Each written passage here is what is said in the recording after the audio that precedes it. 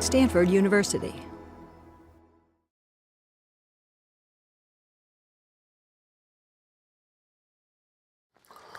What we're going to study tonight is angular momentum. What we're after is one of the most important, interesting, unintuitive, and yet very, very simple aspects of elementary particles, or anything else for that matter. Their spin, their spin angular momentum. Let's first talk a little bit about what angular momentum is. Well, let me pretend for the moment that you knew what angular momentum was, which you probably do. But you get a rough idea. It's got to do with how fast the system is rotating and how massive it is, and that sort of thing. Angular momentum is, first of all, a vector quantity. It points in a direction. The mathematical definition of the angular momentum is that its direction as a vector points along the axis of rotation. So that's kind of obvious.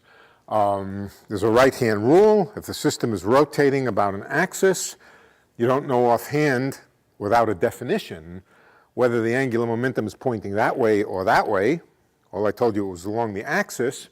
So you need a rule. The rule is the right-hand rule. If it's rotating that way, you wrap your fingers around the direction of rotation, and your thumb points along the direction of the angular momentum.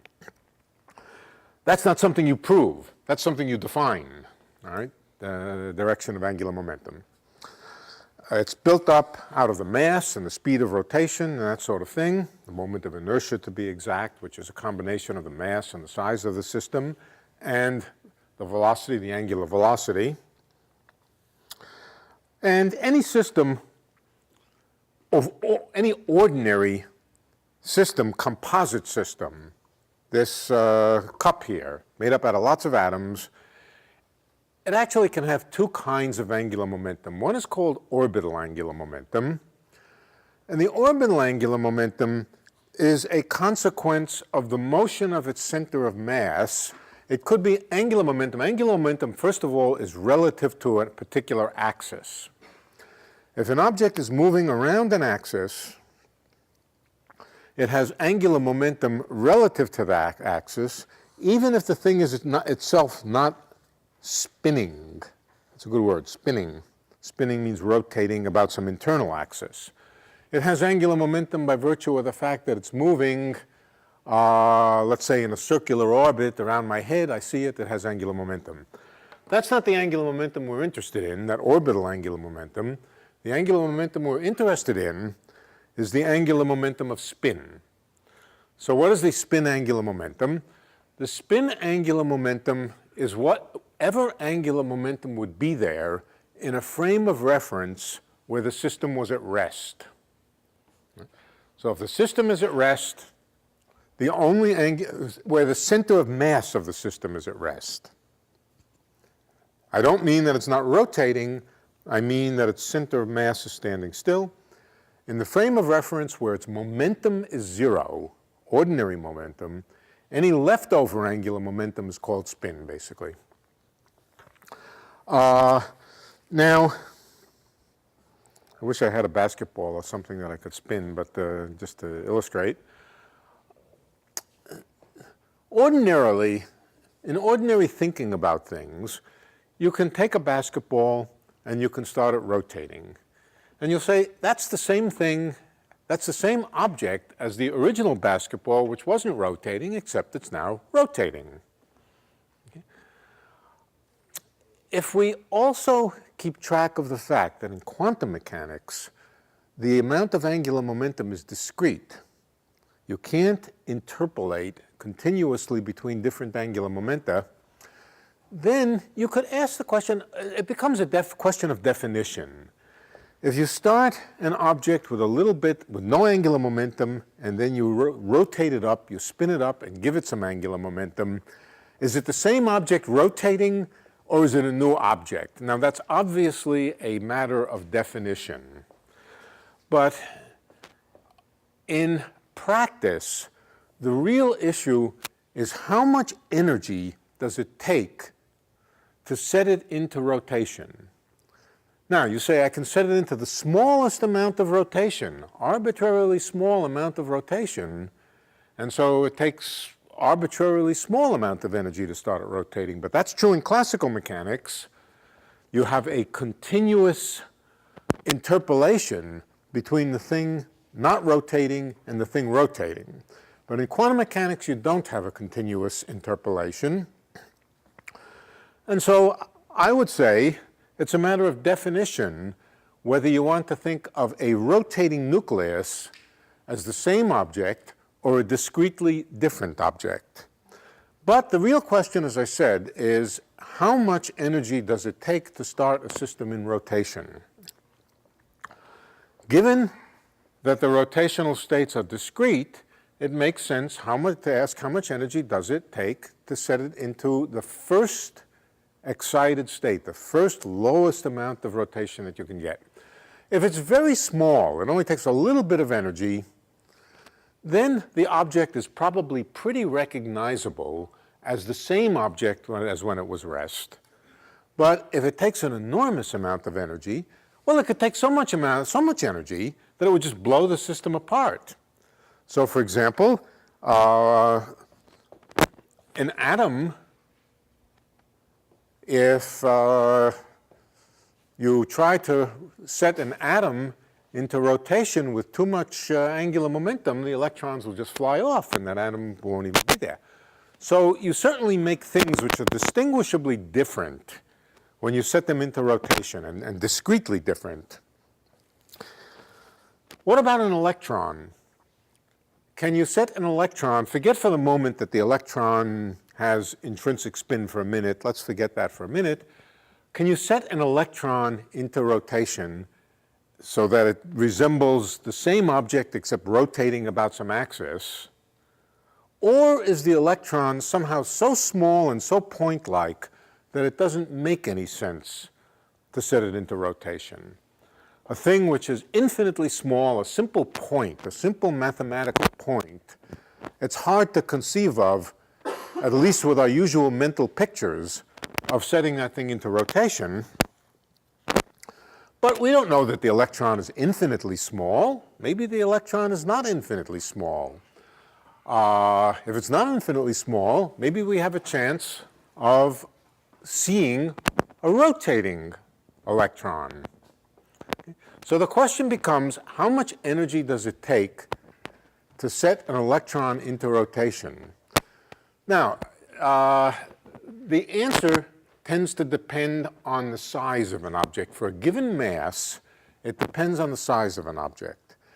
Surprisingly, maybe it's surprising, maybe it's not surprising, the smaller the object, the more energy it takes to set it into rotation. Big objects you can set into very, very small angular velocities. Small objects take larger amounts of energy to excite them, to a given amount of rotation, to a given amount of angular momentum. The electron may be so small, and it's known to be so small, that the energy that it would take to give it one more unit of angular momentum would be astronomical, would be maybe the Planck energy or some humongously large energy. And so we don't see in the laboratory rotating electrons. In fact, the rotating electron may be so different from an ordinary electron that we wouldn't even call it an electron anymore. The upshot of this is that when we talk about objects in quantum mechanics, or particles in particular, or nuclei, or any simple systems, relatively simple systems, they have an amount of angular momentum which characterizes them and which once and for all is fixed. You don't talk about electrons with different spin angular momentum. The angular momentum of the electron is always the same if it has any angular momentum at all. Okay, you say, why is that? Well, just because if it had more angular momentum, you'd call it a different object. Right. Now, angular momentum, as I said, is a vector. We're going to define exactly how to define it in a moment. But it's a vector. It has a length. the length of the vector is proportional to the speed of rotation and so forth. It can point in any direction, or at least classically it can point in any direction. Shall we think of pointing the angular momentum of an object in different directions as corresponding to different objects? Let's suppose we now do have an object which has some angular momentum. We call it, what shall we call it? I don't want to call it an electron. It's a what? A spintron. Okay, a spintron. It's a spintron. We identify it as a spintron, and its angular momentum is pointing that way. Can the angular momentum point in another direction? Well, yes, it better be able to, because the laws of physics are rotationally invariant. There's nothing special about one axis than another axis. So yes, the same object can be made to rotate in a different direction, even if it can't be made to rotate with more total angular momentum. So pointing it in different directions, we would say, corresponds to the same object. If an electron does have angular momentum, we should be able to think of that angular momentum in any direction. On the other hand, the amount of angular momentum, the magnitude of it, is quantized. And so, as I said, the gap to the first excited state of the electron may be so large that we wouldn't even call it an electron. Okay, so the angular momentum can point in any direction. It is quantized. And now we have to enter into the theory of angular momentum. Tonight, what we're going to do is the mathematics of angular momentum. And it's very magical.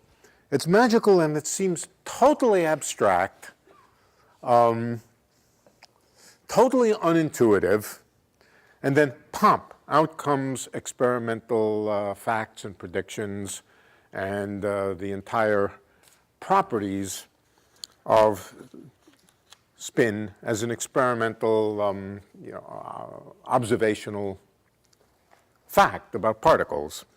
All right, let's, yeah, question? Can you touch on why the energy required to spin a small particle? Okay, do you know what the moment of inertia of an object is? Okay, let me answer the question. The simplest, it is counterintuitive a little bit. Well, it is and it isn't.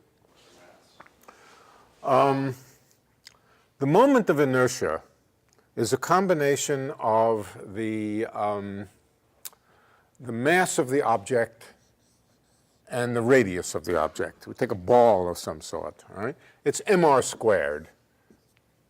Now, it depends on the detailed shape of the object, and it depends on how the matter is distributed. Sometimes it's 3/2 mr squared, but it's of order mr squared. And it's called the moment of inertia, I. Okay?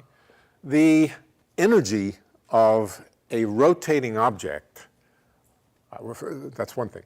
Now, then there is the angular momentum. The angular momentum of the object is made up, if the object, let's say, the outer boundary of the object, let's say, is moving with velocity v. Right? Then, roughly speaking, order of magnitude, the mass times the velocity, that's the ordinary momentum of a piece of it, mass times velocity, and if you multiply that by r, that's the angular momentum. Momentum times distance is angular momentum. So the momentum of a little piece of it times the distance from the center of it is the angular momentum. And if you write down the kinetic energy is 1/2 mv squared, what you'll discover is that it's the angular momentum squared divided by the moment of inertia, twice the moment of inertia to be exact. Right. So that's the energy, the kinetic energy of rotation is the angular momentum squared divided by twice the moment of inertia. Now, for a given mass, let's say the mass of the electron, the smaller it is, the smaller the moment of inertia. But the moment of inertia goes in the denominator. And that means the amount of energy that it takes to increase the angular momentum by 1 unit is inversely proportional to the square of the size of the object. Okay, so it's a classical mechanical fact, The only thing that comes new in quantum mechanics is that the angular momenta is discrete. Okay?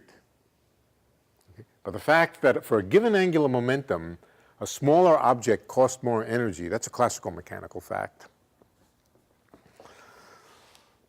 Okay, let's do some of the mathematics. And tonight we're really going to do the mathematics of angular momentum.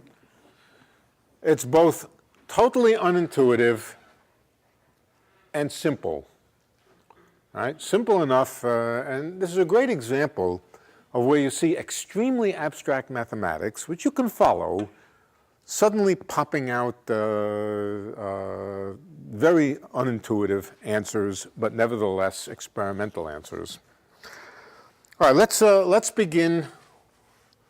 Well, first of all, let's begin with a single particle orbiting a center. Circular orbit for simplicity. The angular momentum is the momentum of the particle times the distance from the origin. Mass times velocity times distance, but we'll just call it momentum. That's the angular momentum in this very simple context. Is it positive or is it negative?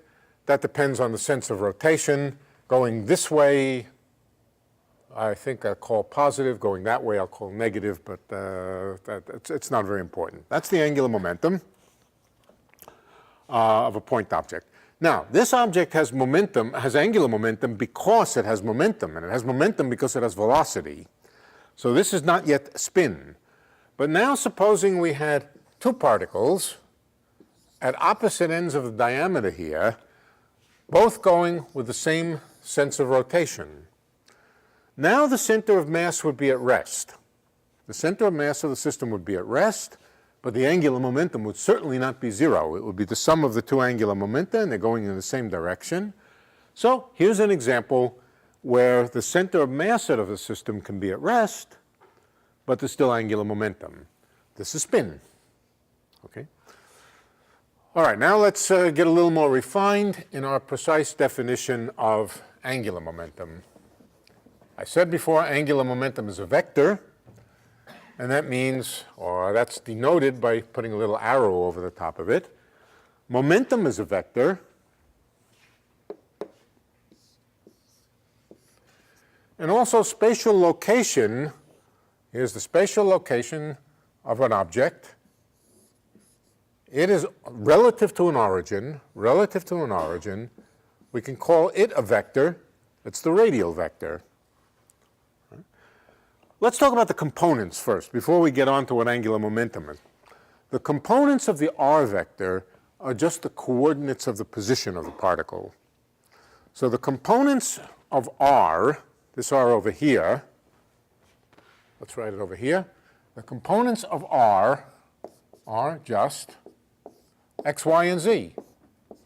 X, y, and z being the coordinates of the position of the particle. And I'm also going to sometimes call them x1, x2, and x3. x3 being z, x2 being y, x1 being x. Okay, so we have these two vectors, and somehow the angular momentum is a product of the two vectors. The angular momentum is itself a vector. How do you make a vector out of two vectors by multiplication? What kind of rule of multiplication is there that takes two vectors and combines them together by some rule of multiplication to make a new vector? And that's right, there's only one rule. There's only one such rule, and that's the cross product. The cross product, R, and in fact, there's an ambiguity. Is it R cross P or P cross R? That's a question of whether you're right-handed or left-handed. Do you use the right-hand rule or the left-hand rule? The standard convention is that it's R cross P. Is that right or left-handed? I don't remember. I think it's right-handed. Maybe it's left-handed. I'm not sure. I don't remember. We could figure it out, but I don't want to. Yeah. It's R cross P. Oh, we labeled the coordinates of the R vector. There's also the P vector. The P vector also has coordinates, and its coordinates are Px, Py, and Pz. or P1, P2, P3. Okay, that's the notation we'll use. Now we can ask, what are the components of the angular momentum? So for that, all you have to know is how to build a cross product, and I'll assume everybody knows how to build a cross product, so let's just do it. Here's the rule. The x component of the cross product, the x component of the angular momentum, is the y component of position times the z component of momentum minus the z component of position times the y component of momentum. Okay. This is the only one that I ever remember. Lx equals y times pz. All right, I read that off. The other one here, I know that I have to put them in the opposite. I have to change pz to z, py to y. And then I want to go down from there, Lx, Ly, and Lz. I never remember them, but I know the rule. The rule is you just cycle from x to y to z, and back to x to y to z. Think of x, y, and z as being points on a clock, and you go from one to the next. So when you go from x to y, y goes to z, z goes to x. Let's go down to the next one, y, z, x. This is not, I'm not finished with the formula. Z, x, y, py, minus x, pz, minus y, px. The only reason I emphasize the cycling is to keep track of the sign. How do I know that Ly isn't x, pz minus z, px? Okay, that's the rule. You cycle through that way. And, right. That's the component of angular momentum of a point particle moving in the vicinity of some origin of coordinates. Right? It's the orbital angular momentum of that particle. It's not the spin angular momentum. To make a spin angular momentum for a system of ordinary, in classical mechanics, to make a spin angular momentum, you've got to have a lot of particles, at least two anyway. I showed you how to make a spin angular momentum with two of them. You have to have several particles, two being several. All right, how do you build the angular momentum of a composite system? You just add the angular momenta as vectors. You add them as vectors. You add the angular momentum of all the constituents. Once you add the angular momentum, then you can have a spin where the total momentum is equal to 0, but the angular momentum is not equal to 0. But this is the basic formula for a single indivisible point particle. So, and as I said, you just add them up for a lot of particles. Next step, we want to do the quantum mechanics of angular momentum. This is the classical mechanics. Actually, it's also the quantum mechanics. But to get to the quantum mechanics, the basic mathematics of quantum mechanics is the quantum mechanics of operators. All quantities of physical significance, meaning to say things that you can observe, measure, all those things are represented in quantum mechanics by what? Operators, yeah, Hermitian operators, And there's no special exception about angular momenta. The components of angular momenta are represented by operators. But to figure out what those operators are, all we really need to know is what the operators which represent position and momentum are. In fact, we don't even really have to know very much about the detailed property of the position and momentum operators. All we have to know is their commutation relations. With their commutation relations, that's all we need to know in order to carry on and work out everything. Okay, so what does it mean, or what are the implications of two operators commuting? Let's suppose I have two operators which represent two observable quantities, the A-ness and the B-ness of a system, and I know that A and B commute. What does that tell me about observation? You can simultaneously Yeah, exactly. You can simultaneously measure them. What if they don't commute? Then you can't simultaneously measure them. The most famous example of two things that you cannot simultaneously measure, of course, is position and momentum.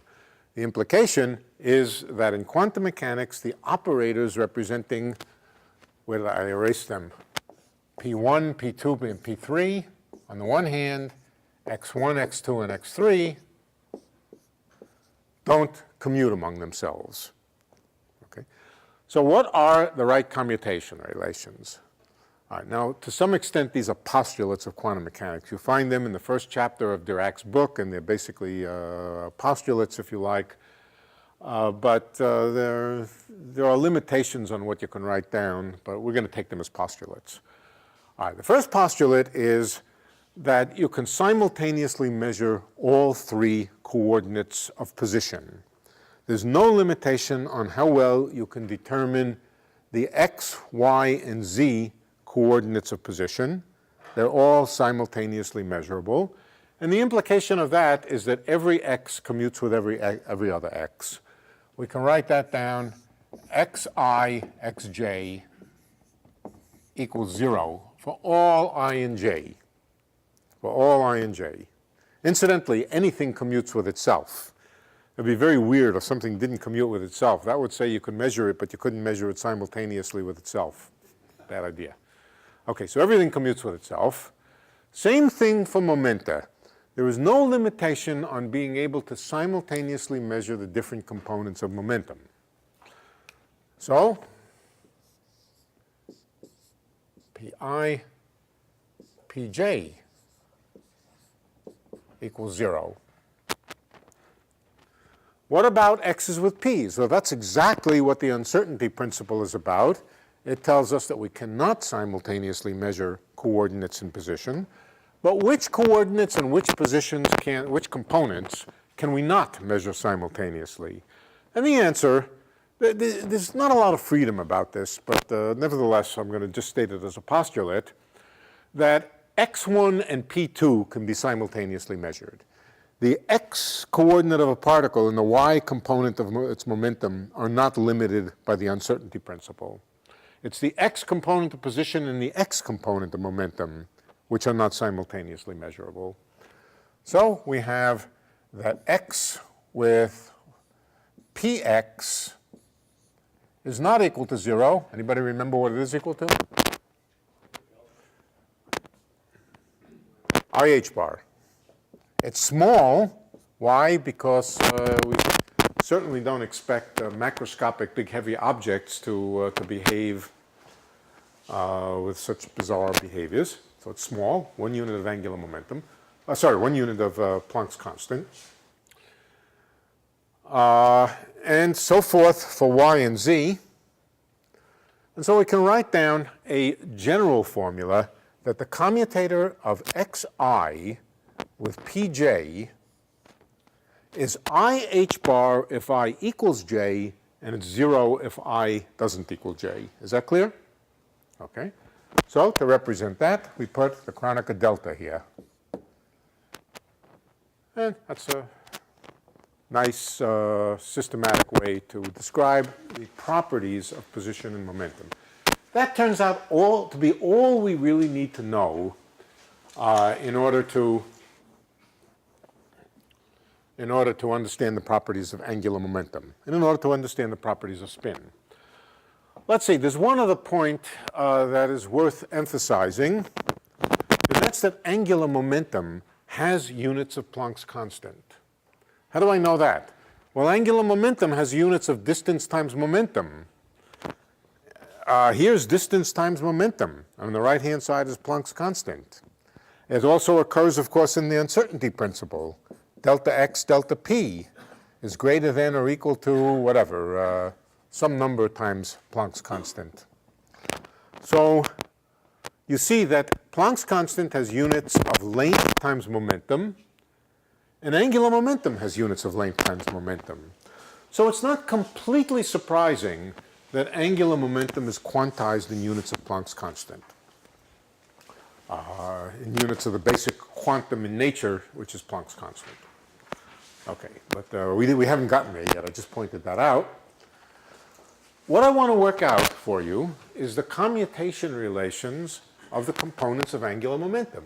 We're going to find out that once we work out the commutation relations of the angular momentum, components of the angular momentum, we can forget this. We won't need it anymore. It's just the components of the angular momentum whose commutation relations we want. All right, so let's do it over here. Let's first compute the commutator of Lx with Ly. Okay. It's not very hard.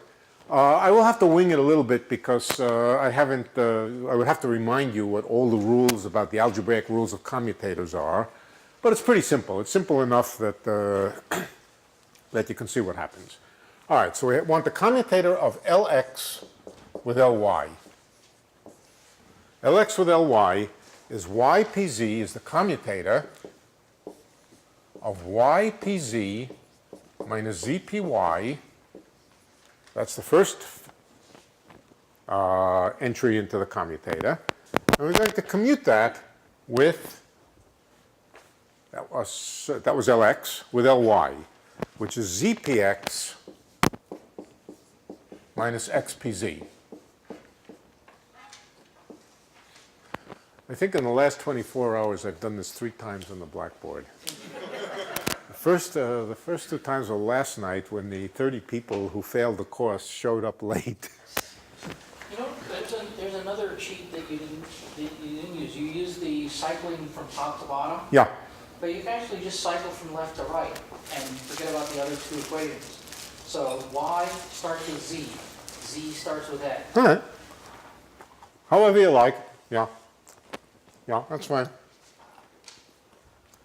Right. Okay, let's see if we can figure this out.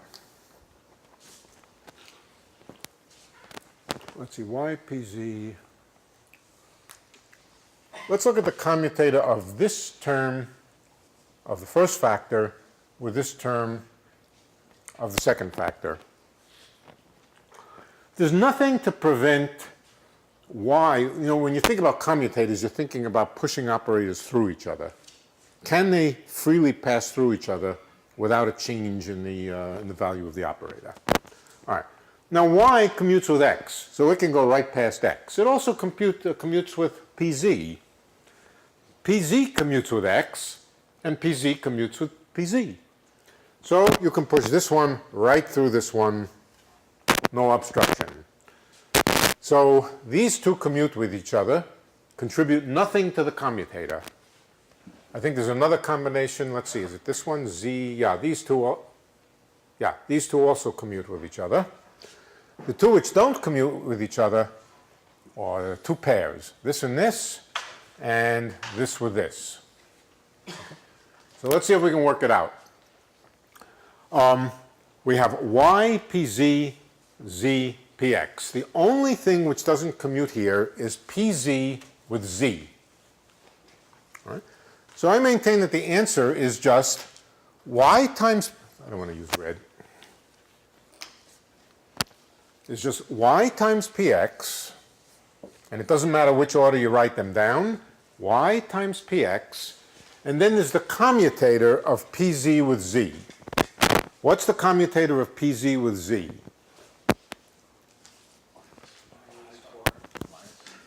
Minus IH bar. Why is it minus IH bar? Because commutators in the opposite order change sign. Commutator is anti-symmetric, meaning when you change the order of what you write in the bracket, it changes sign. AB minus BA, if you interchange A with B, it would just change sign. All right, so this commutator of PZ with Z is minus IH bar. All right, then we have this guy over here with this one over here. What is it that doesn't commute here? Py and X commute. So it's a plus, minus times minus is plus, Py times X, but then we have the commutator of Z with PZ, and that's IH bar.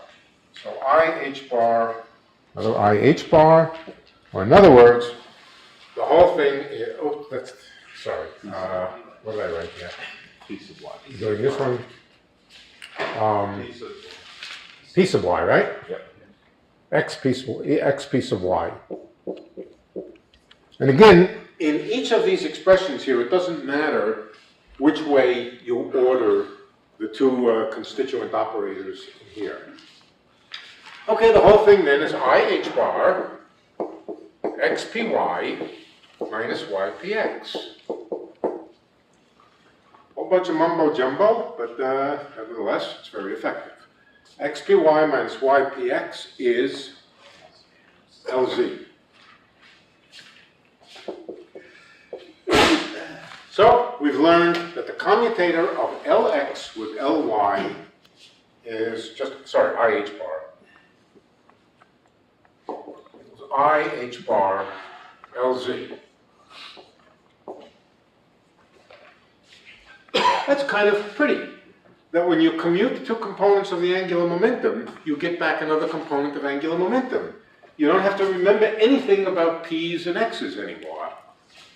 The commutation relations of angular momenta are closed among themselves, and the algebra, we call this the algebra of angular momentum, is something abstract which doesn't even really remember where it came from. Meaning to say that it doesn't contain the P's and X's anymore. That's LX with LY. Then, either cycling vertically or horizontally, doesn't matter, you can write down the next one. LY with LZ is IH bar LX, and what's the next one? XYZ, YZX is IH bar LZ LY. Okay, those are the fundamental relationships on which the theory of angular momentum is built. Now, the next fact which I will tell you is that if you have many particles and you add up the angular momenta and then commute them, you find exactly the same relationship. It doesn't matter that this was a single particle, it could be many particles, and it could be many particles in their own rest frame, in the rest frame of the center of mass. So this would also be the commutation relations for the components of spin angular momentum. All right, so these, as I said, are our starting point. You might ask, is there anything special about the choice of axes? I chose the x, the y, and the z axis, but I never told you what x and y and z were. They could be the edges of the room, or they could be, as you wanted, to use a diagonal direction, and two other funny diagonal directions. As long as they're mutually perpendicular, they form a perfectly good Cartesian coordinate system. Given the components of a vector in one frame of reference, you can compute them in any other frame of reference. So in principle, we could work out from this the commutation relations of the components of angular momentum in some other set of axes. What we would find is that they have exactly the same form. They would have exactly the same form. If I chose primed axes which are different, I would just put some primes in here. In other words, the commutation relations of angular momentum are rotationally invariant. They take the same form in every frame of reference. And that guarantees that whatever theory we're making of angular momentum, it will be independent, the observable facts will be independent of what axes we choose to do the mathematics in. Is it independent of translation as well? It is, but the spin angular momentum is. Yeah, the spin angular momentum is. But certainly, this much is quite independent of directions. But, yeah. Right, but it's also, yes, it is also independent of translation. Okay, next step. Now we're going to be doing abstract algebra. Okay, magic. Like what we did so far?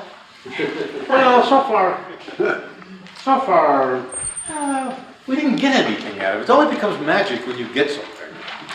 All right, you can write down an infinite number of formulas. You can get a computer. You can plug in these rules into a computer, and then have it grind out all possible theorems.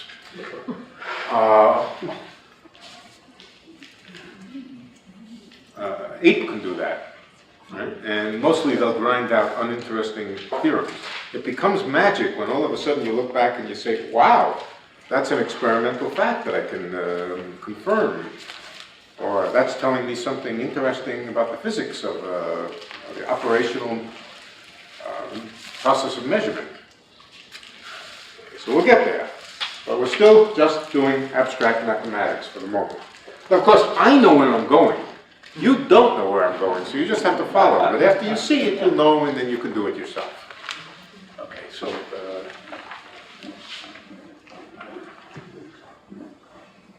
some of you know. What if the X, Y, and Z axes that you choose are spinning along with the particles? No, that we don't want to do. That we don't want to do. We want to use inertial reference frames. And spinning reference frames are not inertial. Nevertheless, I will tell you, it's still true, but we don't want to get into that at the moment. Certainly the angular momentum is not invariant undergoing to rotating frames of reference. If we had a system which is spinning and it had some spin, and we went to a rotating frame of reference which spun with it, then it wouldn't look like it had any angular momentum. So it's clear that we don't want to go to rotating frames of reference, or at least the angular momentum won't be invariant. All right, so inertial frames of reference frames which have no centrifugal forces and no Coriolis forces and so forth. All right, now we're going to invent two new operators which are very simply related to these, simple as possible. They're called L plus and minus. There are two of them. Let's write them down, L plus and L minus. L plus is equal to Lx plus I Ly. And L minus is equal to Lx minus I Ly. Now I'll tell you right now what these are. These are raising and lowering operators analogous to the harmonic oscillator creation and annihilation operators. They take an angular momentum along a given axis, namely the z-axis, and they bump you up a step and they bump you down a step. But we're going to show that. We're going to show that. Another definition is that the measurable values of Lz, we're going to be concentrating on Lz. Now there's nothing special about the z-axis, but on the other hand, there's nothing to forbid me from focusing on the z-axis. Nothing special about it. Nevertheless, I wish to choose an axis to work with. I'm going to choose the z-axis, and I'm going to call the eigenvalues of Lz, the measurable values that it can take on, I'm going to call them m times h bar. H bar is just a number. If we set h bar equal to 1, which I think I will do now because I will never on the blackboard in real time be able to keep track of all the h bars. Later on we can put them back. Lz is just called m. That's a historical notation. M, as I said, is the angular momentum in units of h bar. Okay, so it's just, and it'll turn out to be a quantized variable. Okay, it's called m for historical reasons that I don't know. And that's the notation we'll use.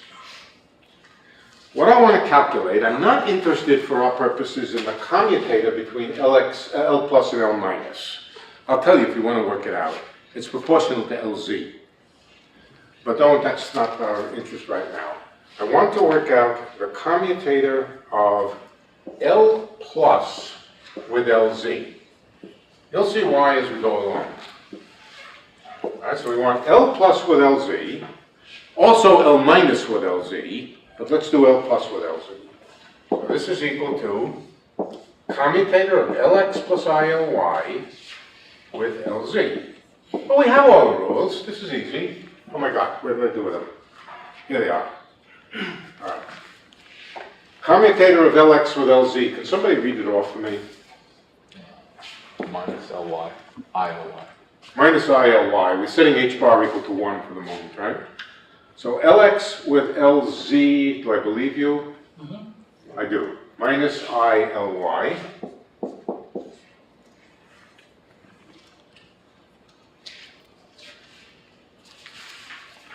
And what about Ly with LZ? So there's plus I, and now Ly with LZ. Somebody read it off. ILS. ILX, so it's I squared LX, and I squared is just minus 1.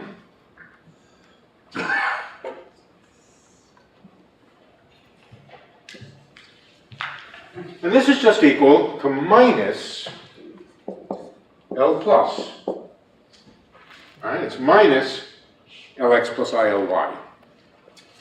Okay, so we have our first commutation relation. I think I can get rid of this. It's just minus L plus.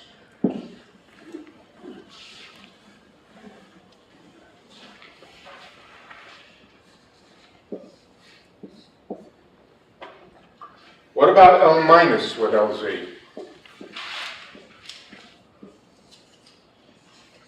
I won't drag you through it. I'll just write down the answer. I think the answer is plus L minus. When you commute L plus with LZ, you get back L plus. When you commute L minus with LZ, you get back L minus with a sign that depends on whether it's L plus or L minus. These are the basic commutation relations that we're going to use. Okay, the next step is I want to show that L plus and L minus are bumping operators which bump you up and down, like raising or like creation and annihilation operators for harmonic oscillators, that when L plus and L minus act, they change the z component of angular momentum. We're going to focus, remember, we can only measure one component of the angular momentum at a time. Oh, I didn't say that, did I? No, we didn't say that. We should say it right now. How many of the components of angular momentum can we simultaneously measure? The answer is 1. Any 2 of them don't commute. Any 2 of them don't commute, and so at most we can measure one component of angular momentum at a time. We pick one direction, we call it the quantization axis, but there's nothing special about it, and we focus on it. And we are interested now in the possible values that LZ can take on. In other words, what is the possible values of M? And what we're going to do now is we're going to show that L plus bumps you up in M, increases the eigenvalue M by 1 unit. So let's see if we can do that. Let's suppose we have a state, let's call it M, such that LZ acting on M is equal to what? M on M. In other words, that little m is an eigenvalue of LZ with eigenvector, ket vector m. That's what it means to say that m is an eigenvalue, and we know what that means. We've been through this a number of times. Okay, what we want to prove is that if you act with L plus on M, that's a new vector. Let's put a red box around it.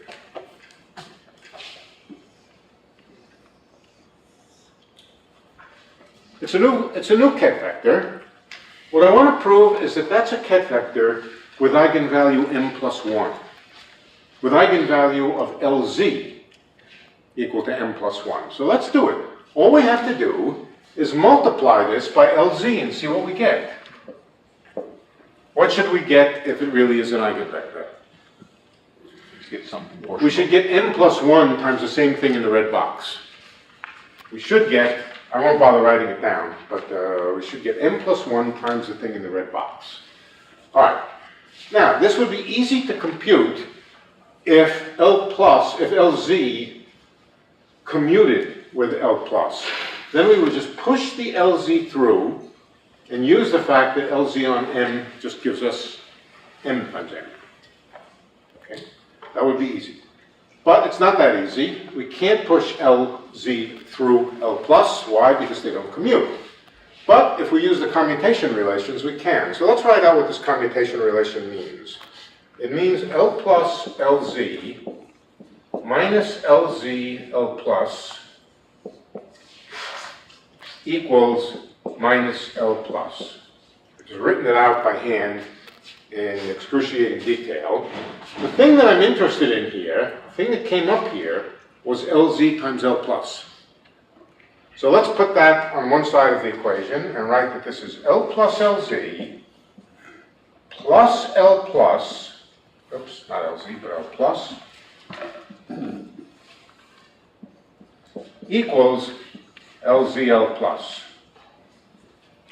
That's what I want, LZL plus, with LZ on the left, L plus on the right. Okay? And here I have it on the left side of the equation. We'll see, is it useful? We're going to find out it is useful. So, this is equal then to L plus LZ acting on M plus L plus acting on M. I'll stop here if there are any questions. I think I've been clear, but if not, I'll... Okay, but now it's easy. What is LZ when it acts on M? M. Just replaces the LZ by an M, right? So let's take an M out, put the M over here, take out this LZ. Close it up a little bit, M times L plus. And here we just have L plus times M. What are we going to do with that? I don't know what we're going to do with it, but we just, what we're going to do with it is put a red box around it. L plus times M, L plus times M. Same red box, same thing in the red box on each side. So what's in the red box has the property that when LZ hits it, it multiplies it by M plus 1.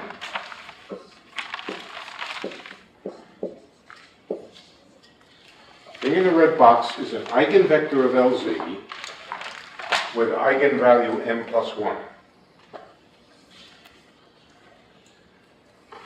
That's a little bit of magic, and what it tells us is that if we have a state with a given value of LZ, there must be another state with one additional unit of LZ. In other words, you can bump up LZ by 1 unit.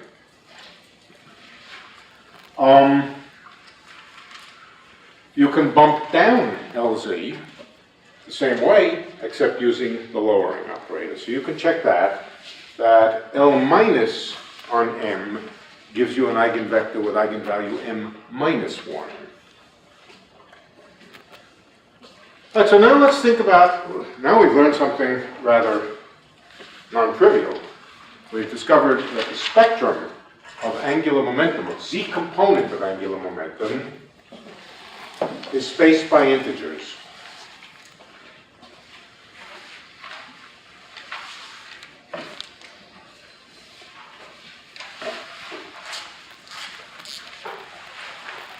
Here's the spectrum of angular momentum, and whatever it is, it's spaced by integers.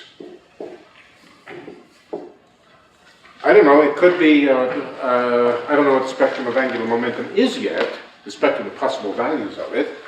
It could be pi, pi plus 1, pi plus 2, pi plus 3, pi minus 1, pi minus 2, or it could be the square root of 2, the square root of 2 plus 1, the square root of 2 plus 2. Whatever they are, they're gapped by integers. But we still don't know what what any one of them is. No. How do you know it's only integers? You showed integers work, but you didn't. Yeah, we'll come to that. We'll come to that.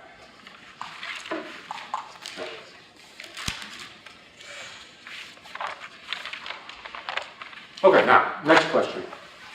Can it go on and on forever? Now remember, we're talking about a particular particle. We're talking about a particle of some kind. We're not talking about the whole world. We're just talking about some particular elementary particle. Let's say a neutron or even a nucleus. How much can we bump up the angular momentum, the z component of angular momentum, before it's not the same object anymore? Before we simply run out of possibilities. So we're talking about an object. Let's think classically for a minute. It's rotating about some axis, and we're not allowed to increase the rate of rotation. That would give us a new object, a different object. But we are allowed to rotate the angular momentum. We're allowed to rotate the angular momentum, but we're not allowed to increase its amount without changing the whole nature of the object. Okay. So there's another way of saying it is that there's a given length or given value of L squared. The magnitude of L is fixed. The magnitude of L is fixed, and it characterizes the particle. Just as a particle is characterized by mass, it's also characterized by a length of the angular momentum vector, or better yet, the square of the length of the angular momentum vector. Okay, how do we maximize the z component of angular momentum? We simply point the object upward. We point the spin axis upward. And that's going to be the maximum angular momentum, the maximal z component of the angular momentum. So from an intuitive point of view, there ought to be a maximum value for the angular momentum of a specific particle, atop to this. And after that, nothing. Well, how can that be? How can that be? We've already proved that by acting with L plus, we bump up the angular momentum. How can there possibly be a ceiling to the rule? The answer is exactly the same as the harmonic oscillator creation and annihilation operators. Remember what happens to the annihilation operator if you hit the bottom state, the state of lowest energy? It just gives you 0. Okay? That's the one possibility we left out here, that perhaps there are states, or a state, where L plus will give 0. That would have to be the case if there was a maximum angular momentum. So, for the maximum angular momentum, if there is such a thing, and there is for every given object, L plus on, let's call it M max, must equal 0. So there's a cutoff. You can't go past a certain point. What about the minimum value of the angular momentum? Minimum means the one deepest down in the cellar. Negative. It had better just be the negative of this. Why must it be the negative? Why couldn't it be something else? That's just rotational invariance.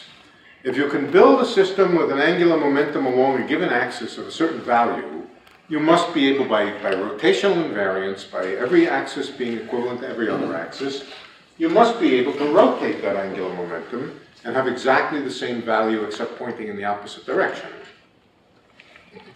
So, the bottom must be, let's call this M max, and M min must be equal to minus M max, equals M min. M min, of course, being negative. And from M max and M min, we can bump up an integer or bump down an integer. And that now fixes for us some properties of the spectrum. It's got to be symmetrically located relative to 0, and it's got to be gapped or spaced by integers. There's only 2 possibilities. If you think about it for a few minutes, there's only 2 possibilities. Well, there's many possibilities, but they come in 2 families. In the first family, 0 is a possible value of m. This is m equals 0. And then m equals 1, m equals minus 1, and so forth until you get to m max, and until you get to m min. M max. Dot, dot, dot, dot, dot, dot, M max, minus M max. How many such states are there altogether? 2 M max plus 1. Yeah, 2 M max plus 1. m max here, m max here, and then one more at the origin. Twice m max plus 1. That's the number of possible states. Of course, I haven't told you what m max is. But that's because m max could be anything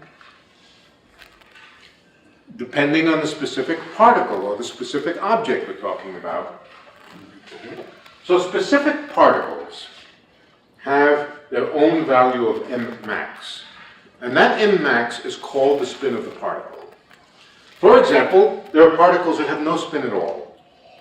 Then the spectrum of angular momentum is just m equals 0 and nothing else. When you hit it with a raising operator, you get 0. When you hit it with a lowering operator, you get 0. That's spin 0. Then there's the possibility of spin 1.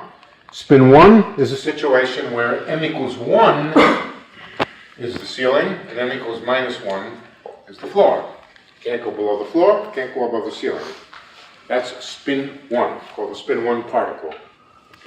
You can have spin 2 particles, you can have spin 3 particles, and so forth.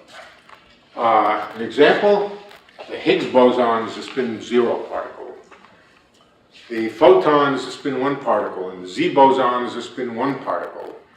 Are there spin 2 particles in nature? Well, the graviton is a spin 2 particle. How about spin 3 particles? No object that is ordinarily called an elementary particle is spin 3, but there are certainly objects with spin 3. There are nuclei with spin 3. There are basketballs with spin 3.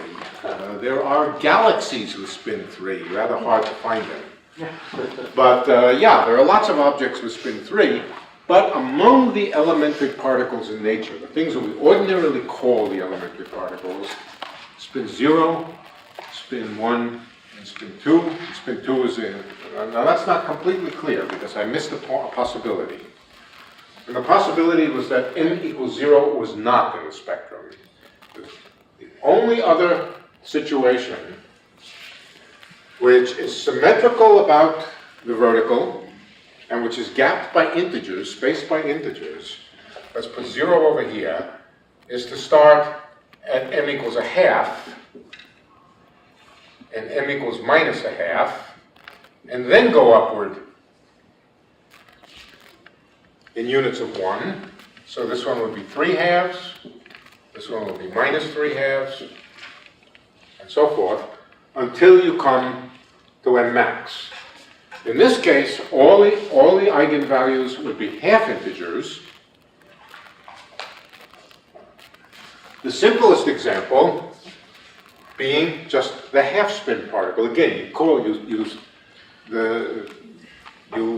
describe the particle as having a spin equal to the maximum value. Okay?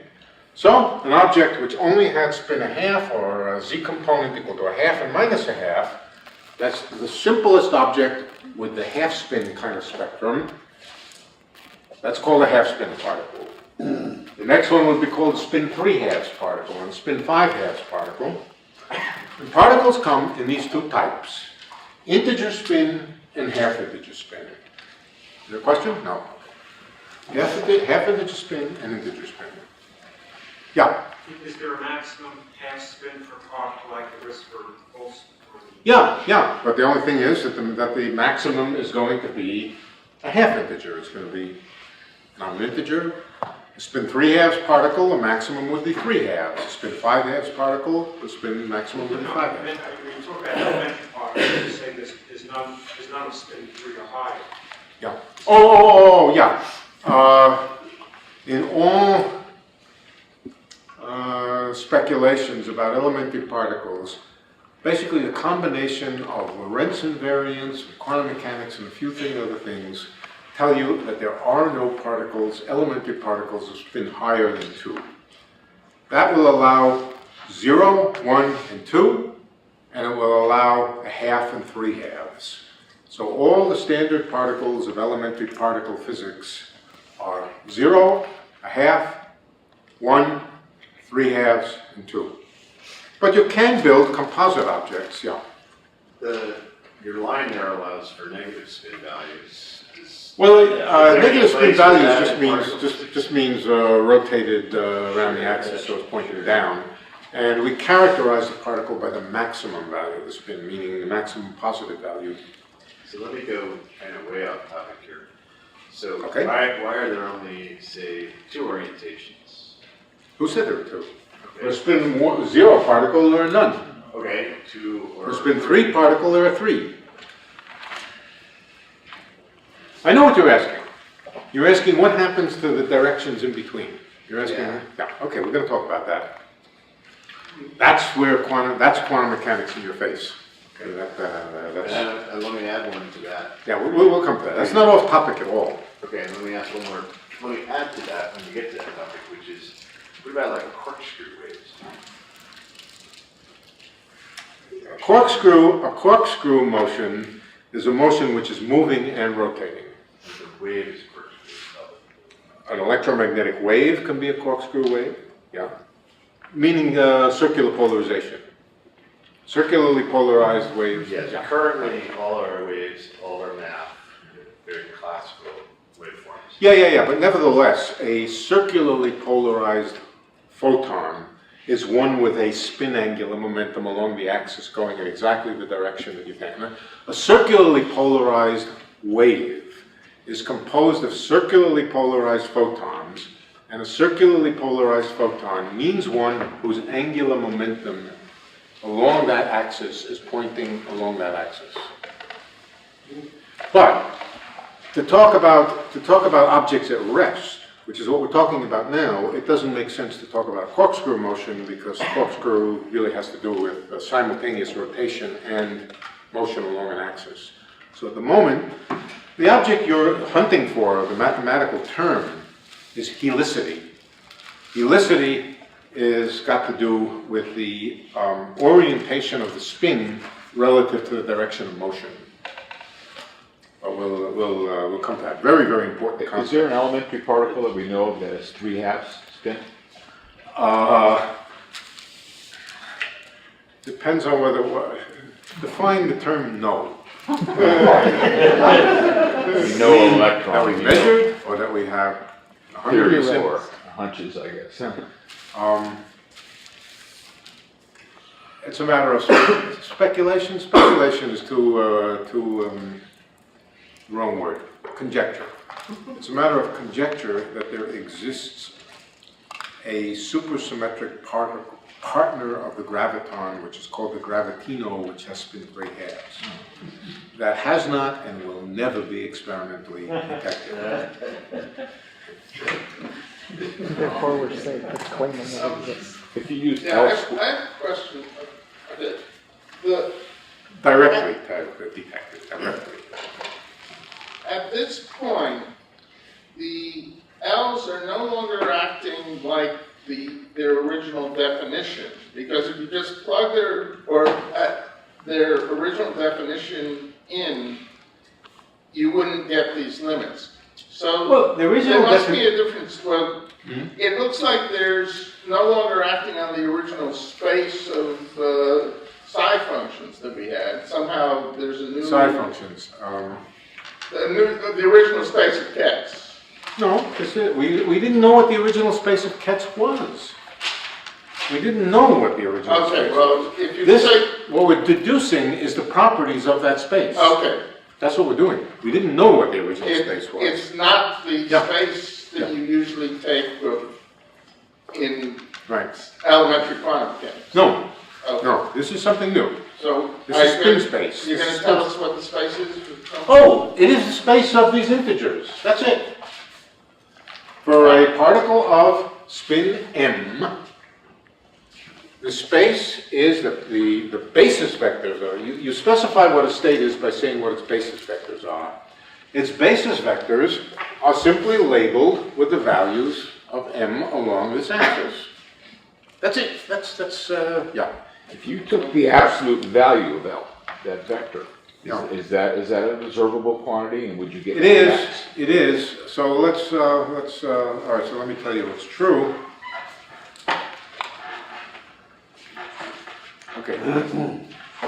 In instead of the absolute value, let's take the sums of the squares of the components and see what we can find out about that. I'm going to try to do it without my notes. Yeah, let's take L squared. You might think that L squared is just n max squared. That would make sense, right? You take the spin and you point it directly upward. The problem with that is that you can't know the z component and the x and y component simultaneously. So if you know the z component is vertically upward at n max, there's bound to be some uncertainty in the x and y component. All right? So that uncertainty in the x and y component will tell you that Lx squared plus Ly squared plus Lz squared will not quite be m max squared. You'll have a little extra. So let's compute it. That's a fun thing to compute.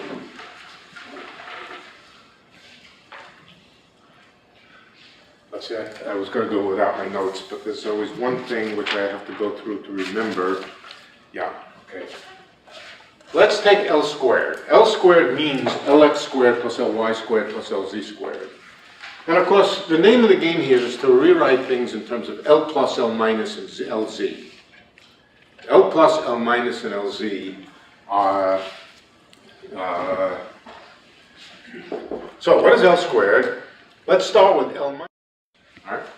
So what would we do to get L squared? We would add Lz squared. And that would be it, right? Classically. But not quite true quantum mechanically, because there's this extra commutator term. The extra commutator term, L plus L minus, is not equal exactly to Lx squared plus Ly squared. It's in fact Lx squared plus Ly squared plus a term coming from the commutator of Lx with of Lx with Ly. So let me write down what that extra term is. What's the commutator of Lx with Ly? It's got to do with Lz. There's an I over here, but the commutator also has an I in it, so the I's are going to cancel. And if you work it out, you find out that it's just plus L, let's see, that L plus L minus is Lx squared plus Ly squared, I think it's minus Lz. And that means that L squared has another term in it, which is just plus Lz. It's definitely plus over here. I think it's minus, yeah. It's just an extra term coming from that commutator.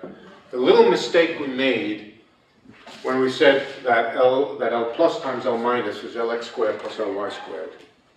Okay, we made a little mistake, and the little mistake is proportional to Lz, and here's how it comes in.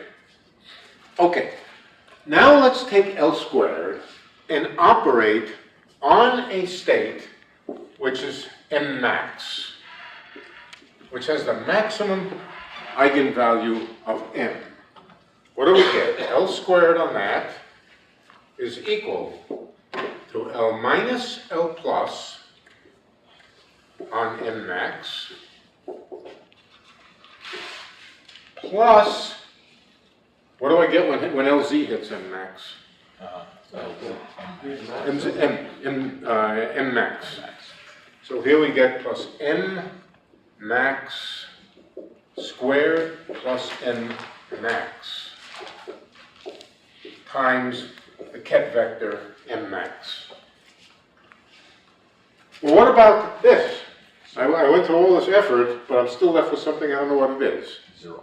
But I do know what it is, because L plus, when it hits M max, has nowhere to go.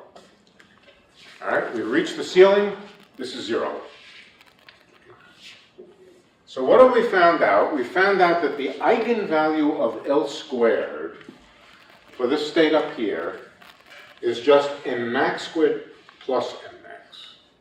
In other words, M max times M max plus 1. M max times M max plus 1. Not M max squared. M max times M max squared plus 1. Classically, it would just be M max squared, the maximum value. But because of the fluctuation, because of the uncertainty principle, which says that things which don't commute can't simultaneously be specified, there's got to be some fluctuation in them, and that fluctuation manifests itself by a little shift here. Okay, so let's take the case, for example, of a spin zero particle. What is L squared for a spin zero particle? Now, that's not interesting. N max is 0 in that case. There's a 0. Good. What about a spin 1 particle? Turns out to be 2. What about a spin a half particle? A half times 3 halves is 3/4. So for a spin, what about a spin 1000 particle?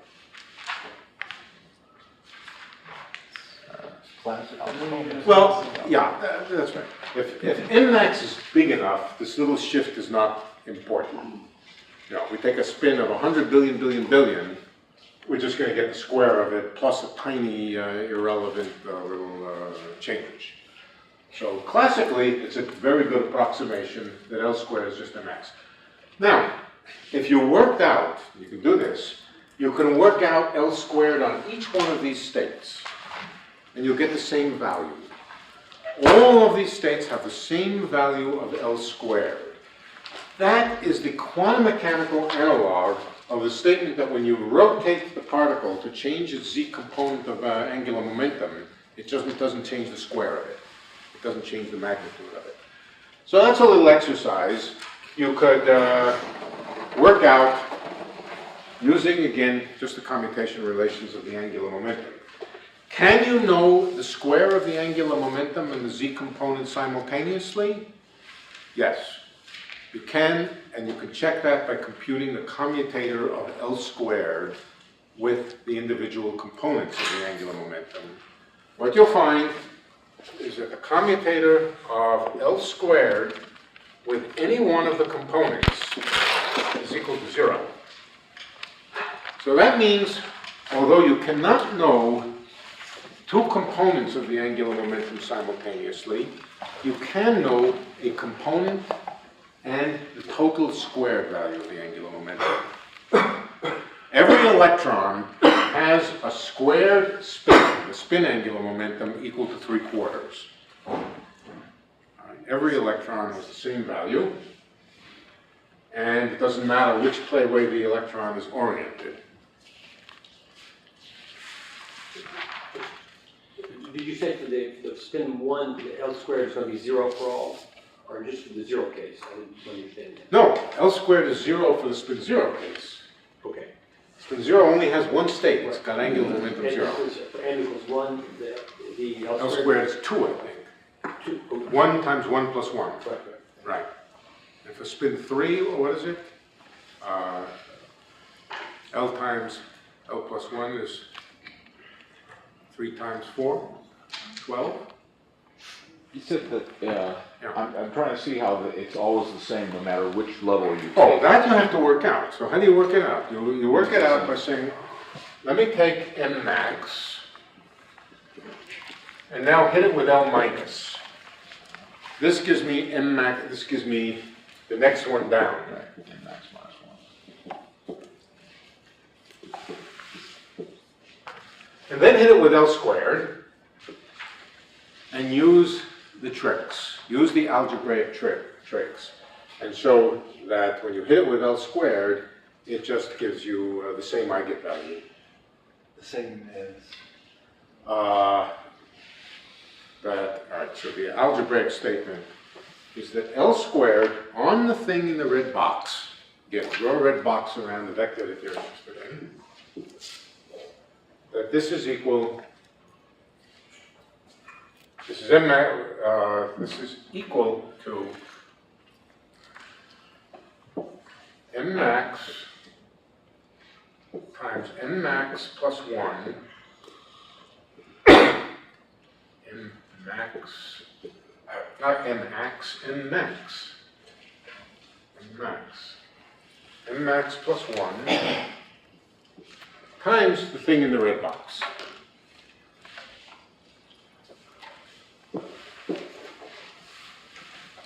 all right, that L squared has exactly the same eigenvalue as it had for n max itself.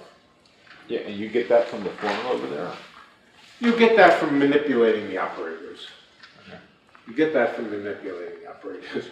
You use this formula here and manipulate it and fiddle around with it, and it takes a few minutes of work. It also follows from the fact that L squared commutes with L plus and L minus. It commutes with all the components of the angular momentum, so it commutes with L plus and L minus, and it just follows from that. So yeah, they all have the same squared angular momentum. Now let's talk about rotational invariance, not in detail. I'm not going to talk about it in detail. That'll be for another time. But we seem to have nothing but some discrete states of angular momentum along the z-axis. What about rotating that? If we rotated it, wouldn't we get angular momenta which had fractional value along the z-axis and maybe some components in the other direction? So for that, let's concentrate for simplicity on the spin-a-half case. In the spin-a-half case, the spin-a-half particle, the spin angular momentum, has only two states. It's not true that an electron has only two states. It has an orbital motion and it has a spin angular momentum. Let's just concentrate on the spin and nothing else. Then concentrating on the spin, there's only two possibilities: up and down, half spin up, half spin down. Let's call them, I don't like using red for equations. Let's call them up, plus, and down, minus. These are the two basis states for the spin angular momentum along the z-axis. But there are certainly many more states that I can write down. These are not the only states I can write. In fact, the general quantum state of a system with two states like this is to add them with complex numbers. Alpha and beta are complex numbers. What is the probability in such a state that the spin is up? Alpha squared. Alpha star alpha. Okay. Probability for up equals alpha star alpha, and the probability for down is equal to beta star beta. If we add them together, total probability has to be 1, and so one of the rules is alpha star alpha plus beta star beta equals 1. One other fact, that if I were to make a phase rotation of each of these complex numbers, in other words, if I was to multiply alpha and beta by the same phase, e to the I theta, that does not change the physical character of the state. And the reason is because all interesting quantities are things times complex conjugates. These will cancel out of any interesting physical quantity. And so there's one, well, the way to say it is there's one degree of freedom, namely the overall phase of alpha and beta, which is unphysical and which doesn't matter, which is irrelevant. Okay, let's count now the number of variables, the number of parameters that it takes to specify a quantum state of the spin of an electron. Alpha is a complex number, it has two real components. Beta is a complex number, it has two real components. So far we have 4 real components. Okay. But we have a constraint. Alpha star alpha plus beta star beta is 1, so that means only 3 real components. The number of independent variables. On the other hand, one combination, the overall phase, is unphysical. Let's just eliminate it, one way or another. That brings us down to only 2 independent variables specifying a quantum state. Okay. Two independent variables specify the quantum state. Now, how many independent variables, if an electron were a little arrow of a given length, its angular momentum vector, how many variables does it take to specify the orientation of that angular momentum? Two. Polar and azimuthal angle of the sphere describing the end of the vector. They're the same thing. You rotate around the spin of the electron by varying alpha and beta, but no matter which axis you measure the angular momentum, it's always an integer. That is to say, the actual measured value is an integer. What about the average value? Can the average value be, no, I'm sorry, it's not an integer, it's a half integer. Plus a half or minus a half. Can you get anything but plus a half or minus a half for the average value? The average value is 0. So what does the average value mean? What does the average value mean? The average value means you take repeated identical experiments, where in each experiment the electron was prepared with exactly the same quantum state, and in each case you measure the z component of the angular momentum. Sometimes you get plus a half, sometimes you get minus a half. The average is to take the ensemble of all of them together, add up the z component of angular momentum, and divide by the number of experiments that you did. Just the average angular momentum. That can certainly be anything. That does not have to be, for example, if we just chose alpha equals 1 and beta equals 1, what's the average z component of the angular momentum? 0. 0. Right? In fact, this happens to correspond to the spin of the electron along the x-axis instead of along the z-axis. Up along the x-axis. It's been rotated by 90 degrees. Nevertheless, when you measure it along the z-axis, you'll get plus or minus 1. But the average is 0. So it's the averages which behave like the classical variables. If you take a spin up and you rotate it by 90 degrees, the average spin along that vertical axis will be 0. It's the averages which behave classically. This is a spin along the x-axis. What's a spin along the y-axis? Anybody remember?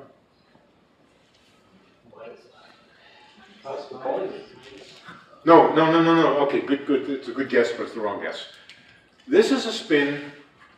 This is the z-axis. Here's the z-axis. Here's the x-axis. This corresponds to a spin which is pointing along the x-axis in this direction with a plus sign.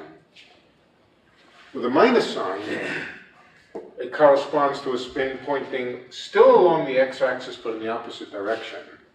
We still haven't found the one which points along the y-axis. No. I and minus I correspond to orientation along the y-axis. No. And with other values of alpha and beta, you can make spins which are pointing along an arbitrary axis. Pointing along an arbitrary axis means if you measure the component along that axis, you'll always get the same answer. So,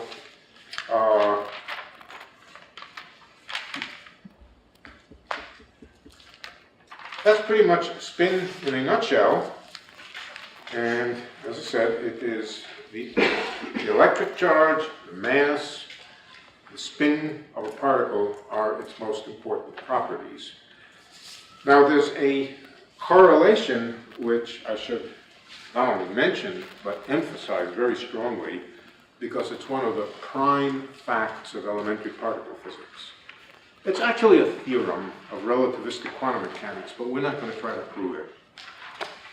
And the theorem is a correlation between the values of the spin of the particle and whether it's a fermion or a boson. Remember, fermions are the ones that you can't put two of them in the same state. Bosons, they have a Pauli exclusion principle. Bosons are the ones that you can put into the same state. They behave like photons and they make classical waves. Half-spin particles are always fermions, without exception. By half-spin, I now mean 1 half, 3 halves, 5 halves, anything which is measured in half units, where the spectrum is half units instead of units. Those are all fermions, and all particles which have integer spectrum like this are bosons. A spin 0 particle is always a boson without exception. A spin 2 particle is always a boson. And what happens if you take 2 half-spin particles? Take 2 half-spin particles, one of which happens to have one value of m and the other has another value of m, each one having a half unit. It could be 3 halves and minus 7 halves or whatever. What happens if you add up their angular momentum? You get an integer, not a half integer. Right? That tells you that objects which are made up out of an even number of fermions are always bosons. Any object made of an even number of fermions will have an integer spin. Because it has an integer spin, it's a boson. What happens if you take a boson and add it to a fermion? Oh, let me give an example. An example would be a hydrogen atom. A proton is a half-spin particle, just like an electron. Half, not 3 halves, not 5 halves, a half. Proton has half spin just like the electron. You take a hydrogen atom, it's a fermion. You take an electron and you put it in orbit and you create a hydrogen atom. The hydrogen atom becomes a boson. Now this is not the hydrogen isotope. This is the hydrogen atom with just a single proton in its nucleus. A deuteron is a proton bound to a neutron. Neutron also is a half-spin particle. A deuteron is a boson, half spin and another half spin. What about deuterium? Deuterium is a proton and a neutron that forms a nucleus with an electron in orbit around it. Okay, what are the possible values of the z component of spin going to be? You take, it's basically 3 half integers added up. 3 half integers will always be a half integer again. Okay, so a boson together with a fermion is a fermion. A boson together with a boson is a boson, and a fermion together with a fermion is a boson. Okay, so deuterium is a fermion. Hydrogen with only 1 proton is, what did I say? Deuterium is hydrogen is a boson. Okay, I think I got it right. Incidentally, particles and antiparticles always have the same spin, same mass, opposite charge. What about positronium? Positronium is a positron in orbit around that, electron and a positron orbiting each other. What would that be? Boson. Yeah. Bosons have the property of being able to go through things, or I heard Okay. that, yeah, Bosons have the property of what? be in the same state. I heard like superconductivity is like 2 pairs of electrons together and they act like a boson, therefore that it's sort of transparent or something like that. Well, okay, before you can understand the superconductor, you have to understand the superfluid.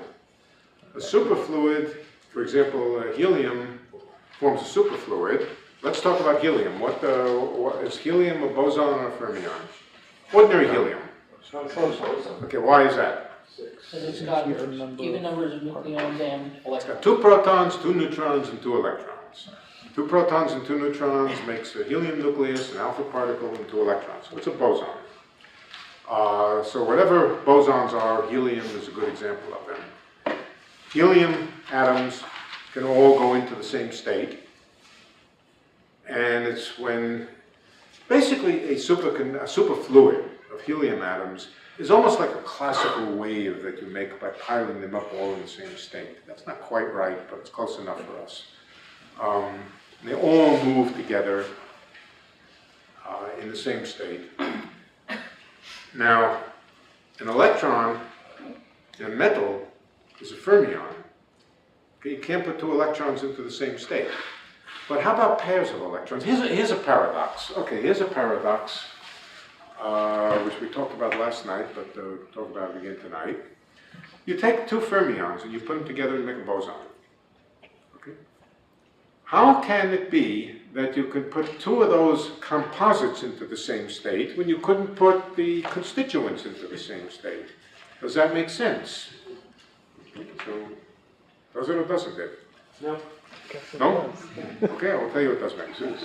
I'll tell you what exactly it means. You know, let's do that next time. I think I'm running out of steam. And remind me about this. This is so interesting that it's worth 10 minutes on.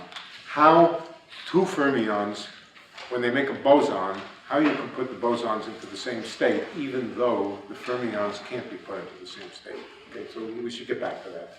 And I'm reaching that point in the evening where I'll get confused if I try it. Yeah. Since protons and neutrons are composite, why is it that they're half spin? Is it the spin? No, they're composites of odd numbers of fermions. Proton is 3 quarks. A quark is a half-spin particle. Okay. So it's going to be a fermion. 3 fermions make a fermion. All right, just the last observation has to do with the Pauli exclusion principle. It was all discovered from staring at the periodic table long enough.